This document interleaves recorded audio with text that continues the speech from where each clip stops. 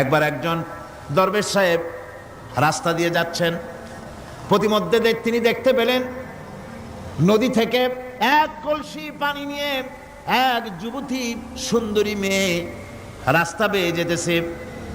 দরবেশ সাহেব দাঁড়ায় গেলেন আর ওই যুবতীর দিকে এক নজরে তাকায় আছেন, চোখে পলক দেয় না। এরপরে যুবতী থমকে দাঁড়ায় গেল। আধা বুড়া মানুষ, দাড়ি অর্ধেক পাইকে গেছে, দেখতে তো দেখায় খুব বুজুর্গ মানুষ, কিন্তু রাস্তায় আমার একা পাইয়া এমনি করে তাকিয়ে আছে আর চোখ দিয়েও তো পানি পড়ে। ব্যাপারটা কি? দরবেশ কাঁদে কেন? প্রতিমধ্যে আমাকে একা পেয়ে দরবেশ কাঁদে কেন, তাকিয়ে আছে কেন? মহিলার চিন্তা জাগলো। শেখ সাদি রহমতুল্লাহ আলাইহি ঘটনা লিখেছেন, বাংলা কবিতার অনুবাদ করেছেন। একদা সুখদায়ক প্রমোদা বদন, দর্শন করি মম ঝরিল নয়ন। হেসে কহে সে রূপসী সবিস্ময় মন, কহ দেখি মহাশয় কহ কি কারণ। বিষয় বিরাগী তুমি ভুবনে প্রচার, কি হেতু জন্মিল তব মানস বিকার। যুবতী মেয়েটি বলছে, ওগো দরবেশ সাহেব, হুজুর সাহেব, আমি একটা যুবতী মেয়ে লোক, রাস্তায় আমাকে একা পেয়ে আপনি আমার দিকে তাকায় আছেন আর কাঁদতেছেন। এই বৃদ্ধ বয়সে ভীমরতি হলে কেন? আমাকে দেখে কাঁদেন কেন আর এক নজরে কেন তাকায়ছেন?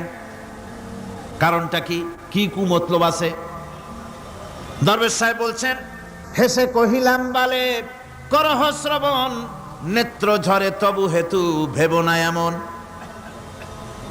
হে রূপসী মেয়ে, তোমার জন্য আমি কান্দি, একথা একবারও চিন্তা করো না।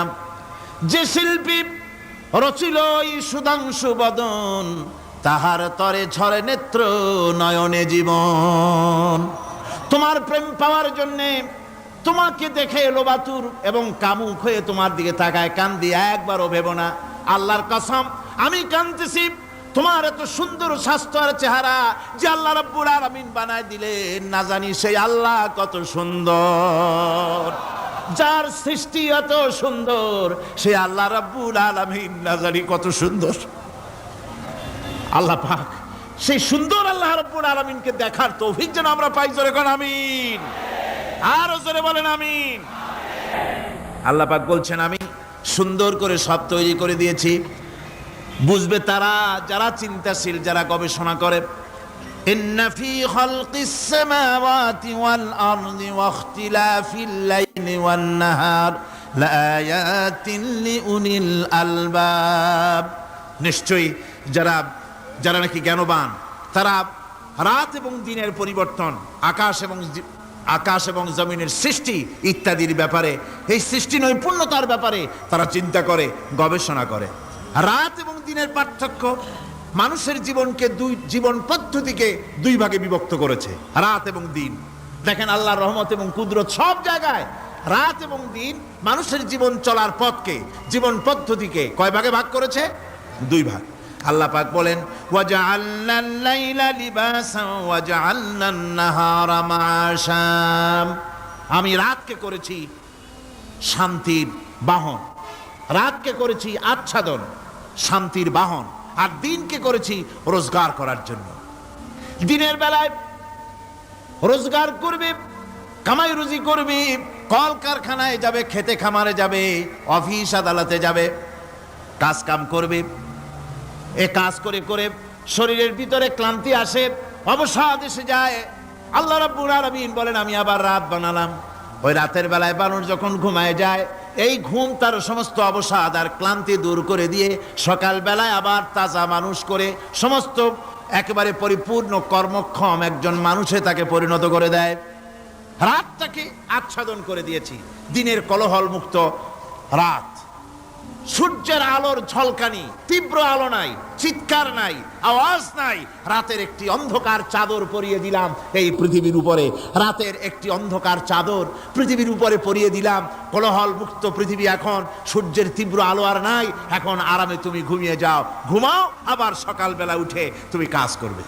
আল্লাহ পাক বলেন, আমি এভাবে ومن رحمته جعل لكم الليل والنهار لتسكنوا فيه ولتبتغوا من فضله। আল্লাহর রহমতের ভিতরে এটাও রহমত, আল্লাহর করুণা, আল্লাহর দয়া, যে তিনি দিনকে করেছেন রুজি কামার জন্য, রাতকে করেছেন তিনি তোমাদের জন্য ঘুমাবার জন্য, বিশ্রামের জন্য। এই ব্যবস্থা আল্লাহ রাব্বুল আলামিন করেছেন, যিনি তোমাদেরকে দুপুর বেলায় বিকেল বেলায়ও তোমাদেরকে অবসাদ গ্রহণের জন্য, আরামের জন্য দুপুর এবং বিকাল সকাল ইত্যাদি তৈরি করেছেন।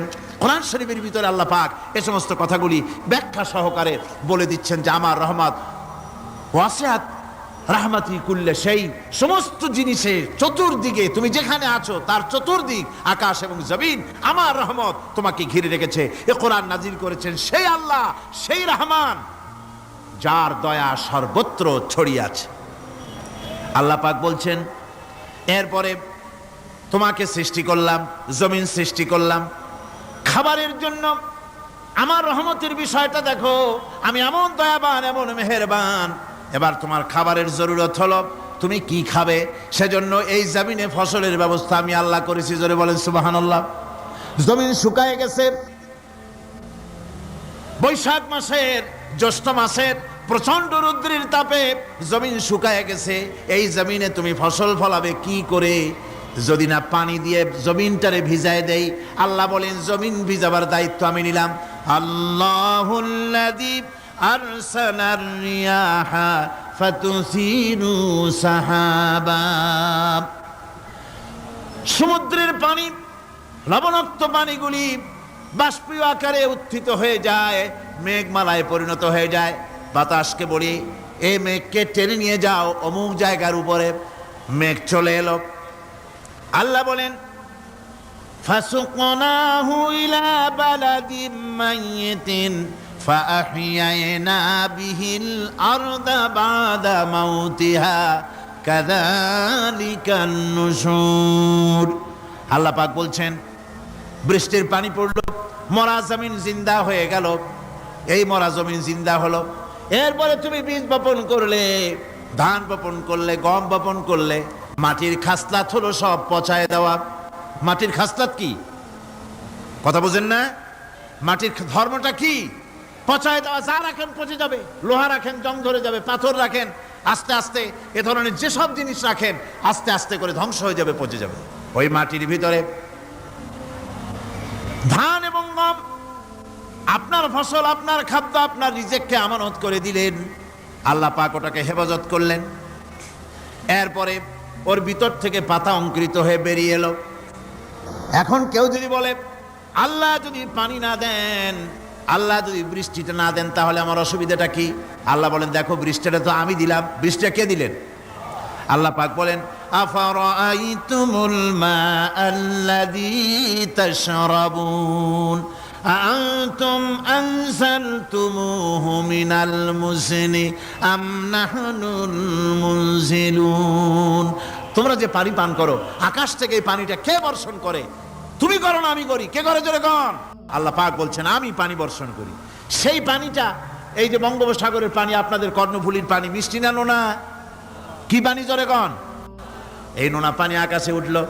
আল্লাহ পাক বলেন ইচ্ছে যদি করতাম লাউ নাশাউ জাআলনাহু জাজান ফালাউলা তাশকুরুন।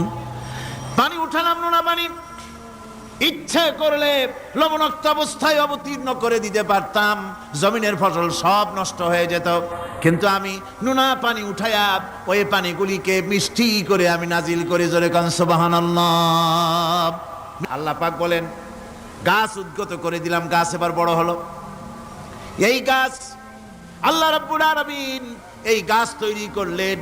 এই গাছ শুধু আপনার জ্বালানি দেয় না, গাছ শুধু ফল দেয় না, এই গাছ মানুষের জন্য, গাছ হচ্ছে বন্ধু। মানুষের জন্য গাছ কি জোরে কোন কি?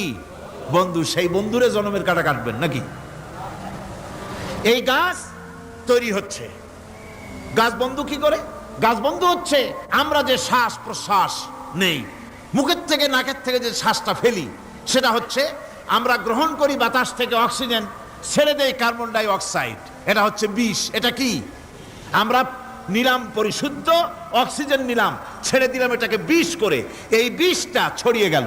এখন এই বিষ যদি আল্লাহ পরিশুদ্ধ করার কোনো ফ্যাক্টরি না বানাতেন, তাহলে পৃথিবীর সমস্ত প্রাণী মরে যেত। সুবহানাল্লাহ কইতে ইচ্ছে করে না? আল্লাহ পাক কি ব্যবস্থাটা করলেন। কোন দুনিয়ায় ফ্যাক্টরি নাই মানুষ যে বিষাক্ত করে দেয় আবহাওয়াকে, সেটাকে রিফাইন করার ব্যবস্থা মানুষের কাছে নাই। আল্লাহ ব্যবস্থা করেছেন কি, আল্লাহ পাক গাছ বানায় দিলেন, গাছের সবুজ শ্যামল রং, ঘাসের সবুজ শ্যামল রং, তার খাদ্য হতেছে আপনি যেটা ছেড়ে দেন, আপনার জন্য যেটা বিষ সেটা হচ্ছে তার জন্য খাদ্য। কার্বন ডাই অক্সাইড গাছ টেনে নেয়, সারা রাত টানতে থাকে, অক্সিজেন থেকে বাতাস থেকে সারা রাত টানতে থাকে, কার্বন ডাই অক্সাইড খাবার হিসাবে সে টেনে নেয়। আর দিনের বেলায় যখন রোদ ওঠে, সূর্যের উত্তাপ আর গাছের সবুজ রং দুটোতে মিলে এক প্রকারের রন্ধন ক্রিয়া হয়, রাঁধা হয়। সেই রান্নার মাধ্যমে গাছের ভিতর থেকে গাছ আবার অক্সিজেন মানুষের জন্য, প্রাণীর জন্য ছেড়ে দেয়। সুবহানাল্লাহ। তো গাছ আপনার জন্য বন্ধু, একদিকে গাছ আপনার এই কাজ করলো, ফার্নিচার বানাইলো, ছায়া দিল, ফল দিল। আল্লাহ পাক বলেন এই গাছগুলি কে তৈরি করলো? মিয়া তুমি করছো না আমি করছি, আমি আমার রহমত দিয়ে তোমার গাছ বানাই দিলাম। এরপরে ফসল দিলাম, ফসল হলো, তোমার তরি তরকারি হলো, সব কিছু তোমার হয়ে গেল। এবার ফসল দেখা মানুষে যখন দেখে জমিনে বড় বড় ধানের গোছা হয়েছে, মোটা মোটা ধানের গোছা হয়েছে, মোছে তখন তেল মাখে আর নতুন নতুন গানের আয়োজন করে। এবার ফসল বেশি হয়েছে, গান, থিয়েটার, বাজনা, গুনাগার বিবি, কত রকমের গানের ব্যবস্থা করে ফেলে। জমিনে ফসল আর মোছে তেল মাখে আনন্দে। আল্লাহ রাব্বুল আলামিন বলেন লাউ নাশাউ লাজআলনাহু হুতামান ফাযানতুম তাফাক্কাহুন। আমি যদি ইচ্ছে করি তোমার জমিনের সমস্ত ফসলটাকে আমি সম্পূর্ণ কুটায় পরিণত করে দিতে পারি, তুষে পরিণত করে দিতে পারি। পারেন না? ধানের ভিতরে আল্লাহ যদি চাউল না দেন তাহলে সব তুষ হয়ে যাবে না? তখন কি করবেন আপনারা? কি করবেন? কোন বাংলাদেশ তখন হরতালের দেশ। যখন আপনি দেখলেন যে জমিনে ধানে এবার সব তুষ হইছে, তখন আল্লাহর বিরুদ্ধে হরতাল করেন, লাভ হবে কিছু? লাভ হবে? আল্লাহর বিরুদ্ধে আপনারা অনশন ধর্মঘট করেন, লাভ হবে কিছু? কোনো লাভ হবে না। আল্লাহ রাব্বুল আলামিন বলেন কোনো লাভ হবে না, বরং তোমরা তখন বলবে ইন্না লামুগরামুন বাল নাহনু মাহরুমুন। কপালে তখন আঘাত করবে, করাঘাত করতে থাকবে আর বলবে যে আরে কপাল পোড়া হয়ে গেলাম, হতভাগ্য হয়ে গেলাম, বঞ্চিত হয়ে গেলাম, আল্লাহর রহমত থেকে সর্বনাশ হয়ে গেল। তখন কপালে আঘাত করা ছাড়া আর কিছুই করতে পারবে না। আল্লাহর বিরুদ্ধে মিছিল চলে না, সমাবেশ চলে না, বিক্ষোভ চলে না, হরতাল চলে না। মহান আল্লাহ রাব্বুল আলামিন বলছে দেখো এইভাবে করে তোমার ফসলের ব্যবস্থা আমি আল্লাহ করেছি। আমি রহমান, আমি আল্লাহ পাক কি এমন রহমান। আজ জমিনের ফসল বৃদ্ধির জন্য ইউরিয়া, সুপার সালফেট, সালফার সারের ব্যবস্থা হয়েছে, নানান জাতের সারের ব্যবস্থা হয়েছে। যখন এই সার মানুষ তৈরি করতে শেখে নাই, আবহমান কাল থেকে এই জমিনের জন্য সারের ব্যবস্থা কে করেছেন? জোরে কোন? আল্লাহ পাক বলেন আমিন আয়াতিহি আইয়ুরিকুমুল বারকা খাউফান ওয়া তামাম। আমার অসংখ্য নিদর্শনাবলীর মধ্যে এটাও একটি নিদর্শন যে আকাশে বিদ্যুৎ চমকে মেঘের গর্জন হয়। এই যে বিদ্যুৎ চমকে গর্জন হয়, এর মধ্যে রয়েছে মানুষের জন্য ভীতি এবং আশা। তারা ভয় পায় আর এর মধ্যে আশাও রয়েছে। আশাটা কি? আশা হচ্ছে এই যে বিদ্যুৎ যে বছর যত বেশি চমকায় মেঘে, সে বছর জমিনে ফসল তত বেশি বাড়ে। কৃষিবিদরা বলেছেন বিদ্যুৎ যত বেশি চমকায় জমিনের ফসল তত বেশি বাড়ে। সুবহানাল্লাহ বিহামদিহি। এর একটা সিস্টেম আছে, সেই সিস্টেম অনুযায়ী আল্লাহ জমিনে ফসল বাড়ায় দিলেন। আল্লাহ ফসল দিলেন। এবার আপনার আল্লাহ পাক বলছেন দেখো ফসল দিলাম, ধান হলো, চাউল হলো, মাছ হলো, গোশ হলো, সব হয়ে গেছে, এখন তুমি খাবে। রান্না বান্না হয়ে গেল, রহমত আমার দেখো, আমার রহমতটা দেখো। এ কোরআন শিখাইছেন সেই আল্লাহ রাব্বুল আলামিন যার নাম রহমান। জোরে বলেন তার নাম কি? রহমান। চাউল হয়ে গেছে, চাউল তো শুধু ভর্তা বানায় খাওয়া যাবে না, ভাত হয়েছে, আটা দিয়া রুটি তৈরি হয়েছে, কি দিয়া খাবেন? আল্লাহ রাব্বুল আলামিন আপনার পুকুরের ভিতরে মাছ দিয়া দিলেন, জন্তু জানোয়ার দিলেন, চার পায়া জানোয়ারের গোশত হালাল করে দিলেন, পাখির মাংস আল্লাহ রাব্বুল আলামিন হালাল করে দিলেন। এখন মাছ হলো, গোশ হলো, মাছ আর গোশ সিদ্ধ করে খাওয়া যাবে? জোরে বলেন যাবে? যাবে না। তার গন্ধ নষ্ট করতে হবে আর সুঘ্রাণ সৃষ্টি করতে হবে। এই গন্ধ নষ্ট করে সুঘ্রাণ সৃষ্টি করার জন্য লবঙ্গ তৈরি করলেন কে? কথা কন না কেন? এলাচি কার? দারচিনি কার, লবণ কার, মরিচ কার, হলুদ কার, পেঁয়াজ কার? সুবহানাল্লাহ বিহামদিহি। এত নিয়ামত আল্লাহ রাব্বুল আলামিন বলেন, ওয়া ইন তাউদ্দু নি'মাতাল্লাহি লা তুহসুহা। আমার নিয়ামত গণনা করে করে আমার নিয়ামত গুণে শেষ করতে পারবে না, এত নিয়ামত আমি দান করেছি। এরপরে তরি তরকারি হলো, মাছ গোশ খেতে খেতে অস্থির হয়ে যাবে, তারপরে তরি তরকারি দিলাম, শাক সবজি দিলাম, সব কিছু আমি আল্লাহ রাব্বুল আলামিন দিয়েছি। আমার নাম রহমান, তোমার সমস্ত প্রয়োজন আমি দিয়েছি, মিটাই দিয়েছি। এবার তরি তরকারি হলো, আর মানুষ তরি তরকারি খাইলো, আল্লাহ শুকর আদায় করলো না। শুকর আদায় করে না। এত সুন্দর মজার কদু, সেই কদু খায়, আর কদু খাইয়া মোসে তাও মারে আর বলে স্বাদের লাউ বানাইলো বৈরাগী। আল্লাহ শুকর আদায় করে, আল্লাহর নিয়ামতের শুকরিয়া আদায় করে না। পৃথিবীর বুকে এমন কোন বিচরণশীল জীব নাই যে জীবের রিস্কের দায়িত্ব আমি আল্লাহ গ্রহণ করি নাই।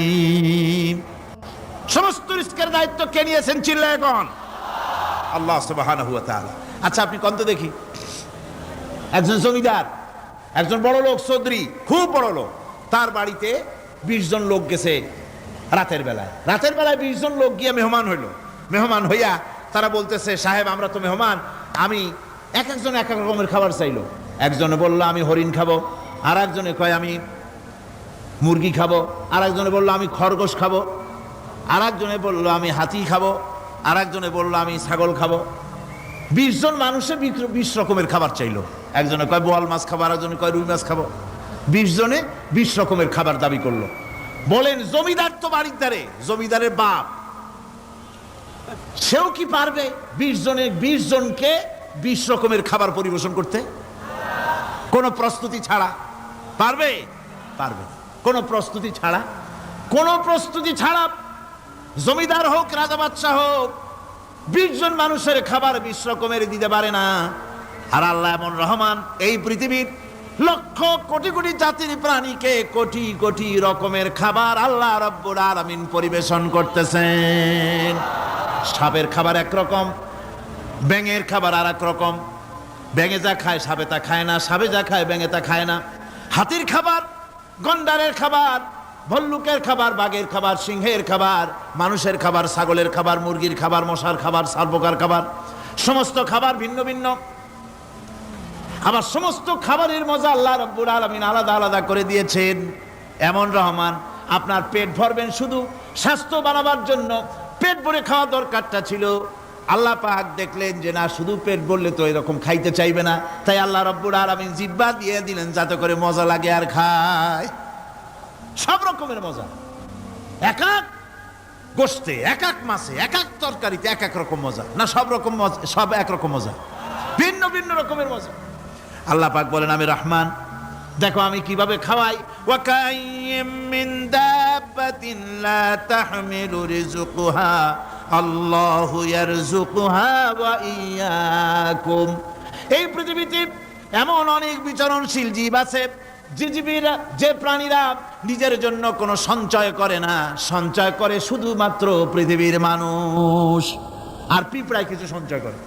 অন্যান্য বহু প্রাণী আছে যাদের কোনো সঞ্চয় নাই। কি বলেন, পাতিশিয়ালের কোনো ব্যাংকে অ্যাকাউন্ট আছে নাকি? না। শীতের মৌসুমে পাতিশিয়াল আইসা ব্যাংকের ম্যানেজারকে বলে না যে কয়েকটা মুরগি আনছি, আমার নামে একটা অ্যাকাউন্ট ওপেন করেন, বৃষ্টির সময় আমি যেন ওগুলো উঠাইয়া পাইকারি দরে খাইতে পারি। ওর কোনো খাবার নাই, সঞ্চয় নাই। এ ধরনের পাখির সঞ্চয় নাই, পশুর সঞ্চয় নাই। মহান আল্লাহ রাব্বুল আলামিন তিনি বলছেন, সকাল বেলায় পাখি তার বাসা দিয়া ক্ষুধার্ত পেট নিয়ে পাখিগুলি উড়ে চলে যায়। সাপ তার গর্ত থেকে বের হয় খালি পেটে, পাতি শৃগল খাঁটি পেট নিয়ে গর্ত থেকে বেরিয়ে যায়।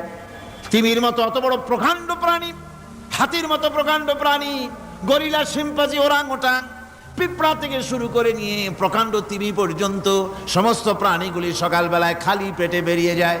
সারাদিন ঘোরাঘুরির পর আল্লাহ সুবহানাহু ওয়া তাআলা বলেন, সন্ধ্যাবেলায় সমস্ত প্রাণীর পেটগুলি ভরে আমি আল্লাহ তাদের বাসায় ফিরাইয়া দেই।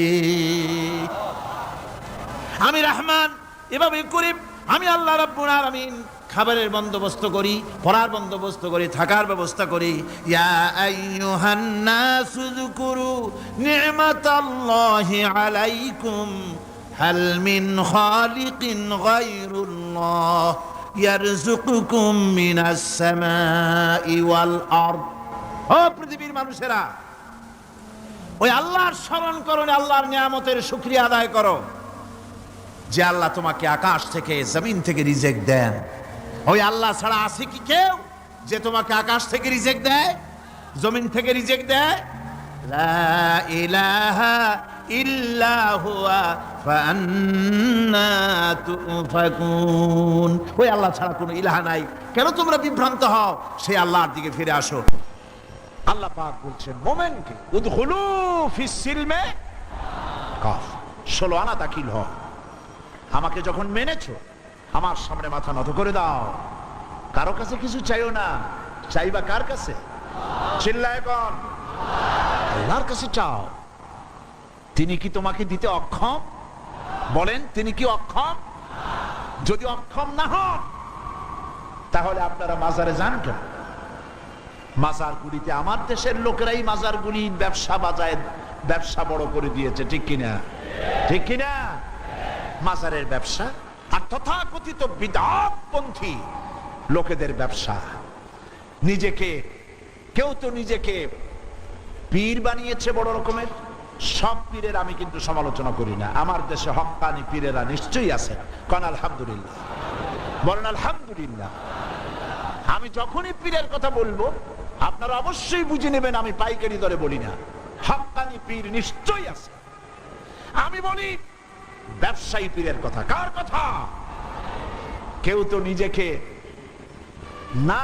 নিজের নামটা লেখায় এমন ভাবে নাম তালাশ করে খুঁজে পাওয়া যায় না। ইমামুল আইম্মা, জামানার মুজাদ্দিদ, সিরাজুস সালিকিন, মিসবাহুল আরিফিন, সিয়াহে দামদান, মুহিব্বে পান্দান, কত বিশাল নামের লকব, নাম খুঁজে পাওয়া যায় না। আছে না? আছে না? এরপর আবার তো কেউ সম্রাট হয়ে বসে থাকে। ভাবখানা এই যে ওনাদের কাছে গেলেই ওনারা আপনার মনের আশা পুরা করে দেবে। নাউজুবিল্লাহ। আপনারা ছেলে দেবে, মেয়ে দেবে, পত্রিকা আসে অমুকের দোয়ায় 40 বছর পর ছেলে পাইছি। হাতের মধ্যে ডিম দেয়, ডিম সিদ্ধ হয়ে যায়। কি আশ্চর্য কথা! আর বাচ্চা পেটের মধ্যে ঢুকে যায়। নাউজুবিল্লাহ, নাউজুবিল্লাহ। এই যারা করছে এ সম্পর্কে শায়ের খুব সুন্দর করে বলেছেন, ये हाल तेरा जाल है मकसूद तेरा माल है, ये हाल तेरा जाल है मकसूद तेरा माल है, क्या जब तेरा चाल है लाखों को अंधा कर दिया। तुम्हारी अवस्था হলো জালিয়াতি। তুমি নিজেকে সম্রাট ধারণ করেছো নাম, তুমি নিজেকে সৈয়দ নাম ধারণ করে পীর মাশায়েখ নাম লাগায় দিয়া মানুষকে ধান্দায় ফেলে রুজি কামাচ্ছ। মানুষকে ব্যবসার ধান্দায় ফেলে দেওয়া হয়েছে, রুজি রুটি কামাবার ব্যবস্থা করা হয়েছে। আমি আপনাদের মধ্যে এই কথাটা ঢুকাতে চাই, আমি কোন দুঃখে মাজারের কাছে বা কোনো ব্যক্তির কাছে গিয়ে আমার ছেলে চাইবো, মেয়ে চাইবো? আলাইসাল্লাহু বিকাফিন আবদা। আমার আল্লাহ বলছেন, কে বলছেন? কে বলছেন? আলাইসাল্লাহু বিকাফিন আবদা। আমি কি আমার বান্দার জন্য যথেষ্ট নই? জবাব দিতে কিন্তু আপনারা পারেন নাই। প্রশ্নটা কার? প্রশ্নটা কার? আবার শুনুন আর মুমিনের মতো জবাব দিবেন। আলাইসাল্লাহু বিকাফিন আবদা। আমি কি আমার বান্দার জন্য যথেষ্ট নই? বলুন অবশ্যই যথেষ্ট। মাজারের কাছে যায়, খাজা বাবার কাছে, ইয়া খাজা মেরে মতলব কো পুরা কর দে। খাজায় আপনার মতলব পুরা করবে কেমনে? ওনার মতলবই তো পুরা করছে আল্লাহ। কে পুরা করেছেন? আল্লাহ পাক করেছেন। সুতরাং খাজা আপনার মতলব পুরা করতে পারবে না। আপনার মনের আশা পূর্ণ করার মালিক কে? জোরে বলেন কে? ওয়াইজা সাআলতা ফাসআলিল্লাহ ওয়াইজা ইসতাআনতা ফাসতাইন বিল্লাহ। যদি কিছু চাইতে হয় আল্লাহকে, আল্লাহর কাছে চাও। কিছু বলতে হয় আল্লাহকে বলো। আর আল্লাহরে ছেড়ে দিবা তাহলে কোথায় যাবা? ওটা তো আছেই, আরো কিছু আছে। আমাদের গ্রাম এলাকায় বিভিন্ন দেশে দাঁত যখন পড়ে যায়, ছোটবেলায় দাঁত পড়ে না? অবশ্য আপনাদের পড়ে নাই নাকি? পড়ছে। দাঁত পড়লে ওই দাঁত নিয়ে মুরব্বীরা বলে দাঁতটা নিয়ে যাও ইন্দুরের গর্তের কাছে, যাইয়া বলো ইন্দুর ভাই আমার এই দাঁতটা নিয়ে তোমার ছোট্ট চিকুন দাঁতটা দাও। হায় রে কপাল পোড়া, তুমি আল্লাহরে ছাড়ছো, আল্লাহ তোমার ইন্দুরের পায়ের কাছে নিয়ে হাজির করে দিছে। যা মর ইন্দুরের কাছে যাইয়া। আবার কোন কোন এলাকায় আছে গর্ভবতী নারী ডেলিভারি হবে, প্রসব যন্ত্রণায় কাতরাচ্ছে, মুরব্বীরা বলে বিড়ালের পাও ধরিয়া মাপ চাও। কি আশ্চর্য কথা! গর্ভবতী নারীর ডেলিভারির সাথে বিড়ালের পাও ধরার সম্পর্ক কি? বিড়ালের কাছে এই মা কি অন্যায় করেছে যে বিড়ালের পাও ধরে মাপ চাইবে? তার মানে হচ্ছে আল্লাহরে ছেড়েছ, ইন্দুরের পাও ধর, বিড়ালের পাও ধর। আরো আছে চট্টগ্রামে বাজে বস্তান, বিরাট একটা পুকুর, সেই পুকুরের মধ্যে আছে কচ্ছপ। মুসলমান, আমার নিজের চোখে দেখেছি মুসলমান সেখানে গিয়ে কচ্ছপ গুলা মানুষের খাইয়া খাইয়া খুব বুজুর্গ টাইপের হয়েছে, বিরাট বিরাট, গায়ে শ্বেতা পড়ে গেছে। মুসলমান সন্তান, মুসলমান নরনারী কচ্ছপের পায়ের উপরে হাত দিয়ে হাতে চুমা খায়। তুমি আল্লাহরে ছেড়েছ, আল্লাহ তোমার কসম পর্যন্ত পৌঁছায় দিছে। নাউযুবিল্লাহ, জোরে কন নাউযুবিল্লাহ। ওখানে দেখেছি গাছের সাথে ঝুলানো পাথর আর ইট। জিজ্ঞেস করলাম ফকিরদের কাছে, এই গাছের সাথে ইট পাথর ঝুলানো কেন? কয় যে এটা হচ্ছে যে সমস্ত মেয়েদের বাচ্চা হয় না, বিবাহ হয়েছে 10 বছর 12 বছর হয়ে গেছে, সেই সব হতাশাগ্রস্ত মা বাবা এখানে আসে, মেয়েরা নিজ হাতে এই পাথরগুলো ঝুলায় রাখে, ধারণা এই পাথর এখানে ঝুলতে ঝুলতে একদিন তার নিজের পেট ভারী হতে হতে বাচ্চা হয়ে যাবে। কি জেহালাত, কি অজ্ঞতা, কি মূর্খতা! গাছের সাথে ঝুলানো পাথরের সাথে মায়ের পেটের ভিতরে সন্তান আসবে, কি অজ্ঞতা, কি মূর্খতা, কি জেহালাত! তুমি আল্লাহরে ছেড়েছো, আল্লাহ তোমার ইন্দুরের গর্ত পর্যন্ত পৌঁছাই দিছে। তুমি সারা দুনিয়াকে লাথি মারো, আল্লাহর দিকে চলে যাও, দুনিয়া তোমার পায়ে চুমা খাবে। সুবহানাল্লাহ কও। আল্লাহর কাছে যাও, আল্লাহর কাছে যাও। ওয়াইজা সাআলতা ফাসআলিল্লাহ, কিছু চাইলে আল্লাহর কাছে চাইবে, কিছু বললে আল্লাহর কাছে বলবে। আমার দেশে বহুত মাজার আছে, এই মাজারগুলি দিয়ে ব্যবসা করা হয়। মাজারের চতুর্দিকে লোক বসে থাকে, কি সব লোক? মাথায় বিরাট জট, গায়ে সালার চট, আরো আছে লোহার শিকল, আছে না? গাঁজা খায়। কয় খাজা বাবা গাঁজা খাবা, গাঁজা না খাইলে তুমি কোন ডাইলের বাবা? নাউযুবিল্লাহ। এমন মাজারও আছে বাংলাদেশে যেই মাজার গুলিতে মুদ্দারি নাই, সাইনবোর্ড লাগানো হয়েছে হযরত পথিক শাহ রহমাতুল্লাহ আলাইহির মাজার। কোন পথিক কবে মরছে আল্লাহই জানে। আপনারা আমার কথা বিশ্বাস করুন, চট্টগ্রামের কুমিরা সীতাকুণ্ডের পাশে যাওয়ার সময় দেখেন কুমিরা হাই স্কুল, রাস্তার ধারেই একটা কবর, বিরাট সাইনবোর্ড, হযরত ডাল চাইল রহমাতুল্লাহ আলাইহির মাজার। দেখেন আপনারা, যাওয়ার সময় বাম দিকে পড়বে, আসার সময় ডান দিকে পড়বে। আমি সেখানে মাহফিল করছিলাম, বললাম আপনারা খালি ডাইলি চালু খিচুড়ি খান, এবার আরেকটা মাজার বানায়া সেখানে সাইনবোর্ড লাগান হযরত মাছ তরকারি গোশত রহমাতুল্লাহ আলাইহির মাজার, তাহলে কিছুটা রুচির পরিবর্তন হইব। হাজি মাজারে কিছু চাওয়ার নাই, মাজারে কিছু দেওয়ার আছে। কি দিবেন? টাকা?